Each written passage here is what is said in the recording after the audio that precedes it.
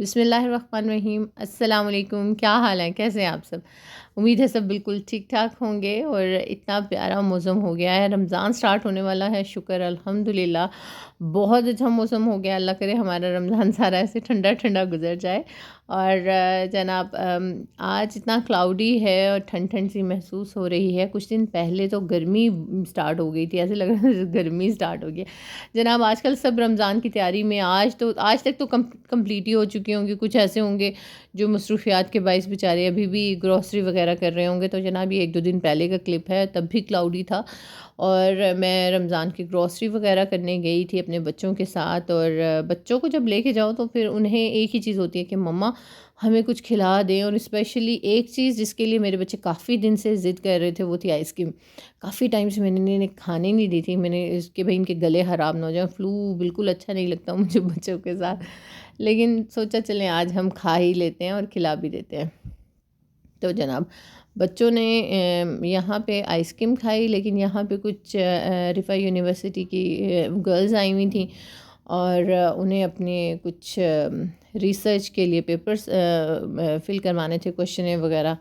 And मैं तो उसमें लग गई, काफ़ी ज़्यादा उसमें टाइम लग गया, क्योंकि आपको पता है कि उस क्वेश्चन बहुत लंबा होता है। उसको सॉल्व करने में बहुत ज़्यादा टाइम लग गया। और बिल्कुल मज़ा भी नहीं आया बच्चों को, क्योंकि जब तक मैं बच्चों के साथ बैठ के उनके साथ खाती पीती और बातें नहीं करती, तब तक मेरे बच्चे खुश नहीं होते। या खैर इट्स ओके, दूसरों के काम भी आ जाना चाहिए।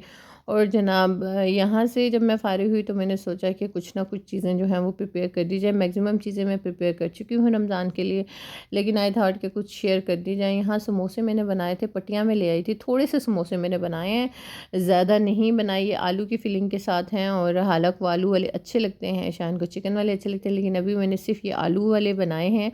और इसमें हाला ने मेरी बहुत ज़्यादा मदद की थी। बहुत से तकरीबन 3-4 ख़राब भी हुए थे, लेकिन मैंने उन्हें कुछ इंस्ट्रक्शन दी कि इस तरह से आपने इसको फ़ोल्ड करना है। इसके बाद वो जो पट्टियाँ होती हैं ना, उस पे भी इंस्ट्रक्शन गिवन होती है। तो माशाल्लाह इतनी समझदार तो हो चुकी हैं। हालांकि उन इंस्ट्रक्शंस को देख के बना रही थी। इनमें से बहुत कम मैंने बनाए थे, ज़्यादातर हाला ने बनाए थे। और मैंने उनसे कहा था कि आप स्पेस ना छोड़िएगा, कहीं भी थोड़ा सा होल भी रह गया तो ऑयल अंदर चला जाएगा। और ऑयल वाले तो बिल्कुल भी खाने नहीं होते। जैसे भी उन्होंने बनाए। एंड मैंने उनकी बहुत तारीफ़ की। इसकी वजह यह है कि अगर हम बच्चों को अप्रिशिएट नहीं करेंगे तो वो काम नहीं करेंगे। और मैं क्यों ये समोसे थोड़े से बना रही थी, क्योंकि आपको पता है घर में चीज़ हाइजेनिक होगी, इकोनॉमिकल होगी। बाहर से एक समोसा 50 से 70 रुपये का, 50 रुपये का आलू का अभी हो गया, और उन्होंने कहा था रमज़ान में 70 रुपये का हो जाएगा। तो वो ऑयल भी आपको पता है वही वाला बार बार इस्तेमाल करते हैं। दूसरा यह है कि रोज़ा रख के बाहर जाने की तो बिल्कुल हिम्मत नहीं होती, इसलिए कुछ थोड़े बहुत मैंने बना दिए।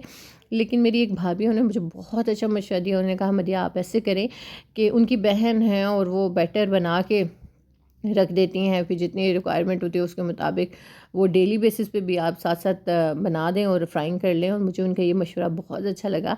लेकिन है ये थोड़ा सा बैटर मैंने बनाया था, एंड आई थॉट कि मैं इसको बना देती हूँ। ये एक 24 शीट्स थी समोसे की। और वो 92 ऑलमोस्ट रुपीज़ में ये पड़ा था। और मैं इम्तियाज़ से लाई थी, उसको मैंने फ्राई करके रख दिया। इंस्टेड ऑफ दिस कि मैं दोबारा मैदा लेती, उसको मैं घोलती, तकरीबन 2 कप में वो भी इतना ही बनता। तो मुझे ये ज़्यादा बेहतर लगा और ईजी लगा। मैंने अपनी मर्ज़ी से, क्योंकि पापड़ी चाट के ऊपर नहीं डालेंगे, दही बड़े के ऊपर नहीं डालेंगे तो मज़ा नहीं आएगा। और बाहर की पापड़ी थोड़ा सा पैकेट होता है, 70-80 रुपीज़ का होता है, और पता नहीं कैसा घी या ऑयल होता है। घर में प्रॉपर तरीके से आप इस तरह से इसको बनाएं। और इतनी ज़्यादा थी, तकरीबन 1 वीक के लिए तो यूज़ हो जाएगी। क्यों यूज़ हो जाएगी, तो मेरे घर में ज़्यादा बंदे नहीं हैं। लेकिन ये मेरे जो बच्चे हैं ना, माशाल्लाह, ये जब तक दही बड़े के ऊपर ज़्यादा सी पापड़ी नहीं होगी वो खाएंगे नहीं। और कुछ तो ऐसे ही उठा के खाने लग जाते हैं मेरे बच्चे। आई होप आपके घरों में भी ऐसा ही होता होगा। अब यहाँ पे एक और मैंने बहुत ज़बरदस्त, वैसे मैं क्या करती हूँ कि मैं KNN से शामी कबाब लेके आती हूँ, और देसी कबाब बहुत महंगे पड़ते हैं। इस दफ़ा मैंने ये सोचा कि एक तो उसमें स्पाइस ज़्यादा ना हो, कि रोज़े में ज़्यादा मसाले नहीं खाए जाते, जलन होने लगती है फूड पाइप में और स्टमक में। तो मैंने ऐसा किया कि मैंने दाल और थोड़ी सी दाल और ज़्यादा सा बोनलेस मैंने प्रेशर कुकर में डाल दिया, और मसाले वगैरह डाल के 1 घंटे तक उसे छोड़ दिया। और आप यकीन करें इतना अच्छा वो गल गया सारा, कि उसमें जस्ट मैंने घोटू 1-2 दफ़ा चलाया। मैंने कोई बीटर, कोई चॉपर कुछ नहीं यूज़ किया। इतने अच्छे रेशे बन गए थे और बहुत ज़बरदस्त शामी कबाब बने थे। तकरीबन बहुत ही कम प्राइस में वो मेरे 3 दर्जन तक तकरीबन बन गए। उसको मैंने ट्रे में डाल के फ्रीज़ करके और फिर बाहर निकाल के इस तरह से मैंने ज़िप-लॉक में डाल दिया। ज़िप-लॉक में डालना कोई इतना ज़रूरी नहीं है, घर के आम थैली जो होती है ना उसमें भी डाल सकते हैं। तो जनाब मेरे पास कुछ ज़िप-लॉक पड़े हुए थे तो मैंने सोचा उनको यूज़ कर लेती हूँ। ये मैंने ज़्यादा सा प्याज ब्राउन करके रख दिया। प्याज ब्राउन करने का तरीका मेरे चैनल पे मौजूद है, आप जाके देख सकते हैं। बहुत ही ज़बरदस्त मार्केट की तरह ये जो है ना क्रिस्पी जो है अनियन फ्राई होता है। तो आपको पता है खाना बनाते हुए प्याज ब्राउन करना काफ़ी लंबा प्रोसीजर लग रहा होता है ना, कुछ सहूलियात अपने लिए कर लेनी चाहिए। अच्छा, ये मैंने अदरक सॉरी लहसुन धनिया पुदीना हरी मिर्चें डाल के ना इसको मैंने अच्छा सा चॉप कर लिया। फिर उसको क्यूब्स में डाल के उनको अच्छी तरह से ये मैंने इसको क्यूब्स बना ली। अब ये मैंने बड़े साइज़ की क्यूब्स बनाई हैं, आपकी मर्ज़ी, आप रिक्वायरमेंट के मुताबिक इसके 2 क्यूब्स भी यूज़ कर सकते हैं। मेरे लिए एक भी बड़ी है, मैं इसके 2 पार्ट करूँगी बाद में। अच्छा, वो क्यूब्स के ऊपर कलर आ जाता है ना मोस्टली। अच्छा, मुझे किसी ने बहुत अच्छा इसका मुझे एक टिप बताया था, इसमें थोड़ा सा दही डाल दें तो आपकी चटनी जो है ना वो काली नहीं होगी। ये जो पिसा हुआ मटीरियल है काला नहीं होगा। मैंने इस दफ़ा डाला, अब देखते हैं, चेक करते हैं क्या होता है। अच्छा, और जिस पैन में आप इसको फ्रीज़ कर रहे होते हैं ना, क्यूब्स बना रहे होते हैं आइस क्यूब्स, वो उसके साथ थोड़ा सा ऑयल लगा दिया करें ताकि उसका कलर ग्रीन ना हो।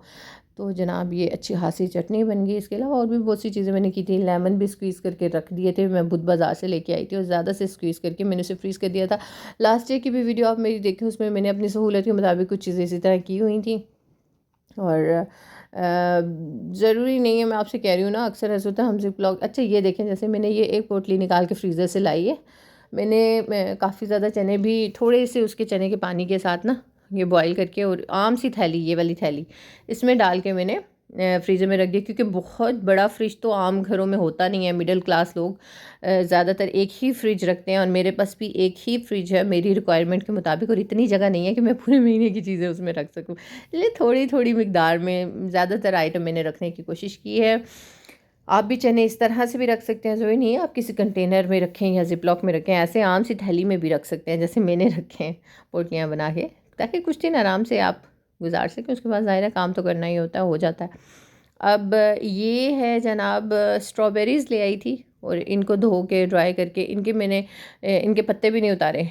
इनको सिंपल फैला के और इसी तरह कंटेनर में आप फ्रीज़ कर लें अलग-अलग। आप देखें इस तरह अलग-अलग ही रहेंगे। किसी शॉपर में या किसी भी ज़िप-लॉक बैग में आप रख दें स्टोरेज के लिए, फ्रीज़र में दोबारा से रख दें, बहुत अच्छा शेक बन सकता है इसका। और कुछ चीज़ें जो आप घर में इस्तेमाल करते हैं, कुछ लोग शक्कर का शरबत बहुत शौक़ से पीते हैं, तो उसको पका के रख दें, उसका शरबत रख दें। इमली की चटनी बना के रख दें, क्योंकि शायान मीठे वाले दही बड़े बहुत शौक़ से खाते हैं, तो उसके लिए भी इमली की चटनी ज़्यादा सी मुझे बनानी थी और मैंने बना दी। और कुछ चीज़ें आप अपने लिए इसलिए तैयार करके रखते हैं ताकि हमारा जो है ना ध्यान या ज़्यादातर टाइम जो है वो किचन में ना गुज़रे इफ्तार से पहले। तो अक्सर मेरे साथ पहले ऐसे होता था, जब मैं प्रॉपर मैनेजमेंट नहीं करती थी, नई-नई मेरी शादी हुई थी, तो मेरा ज़्यादातर टाइम किचन में ही गुज़रता था। लेकिन अल्हम्दुलिल्लाह अब तो बहुत वक़्त गुज़र चुका है, तो अब चीज़ों का अंदाज़ा हो चुका है। अगर ये चीज़ें पहले प्लान की दी जाएँ तो बहुत आसानी होती है।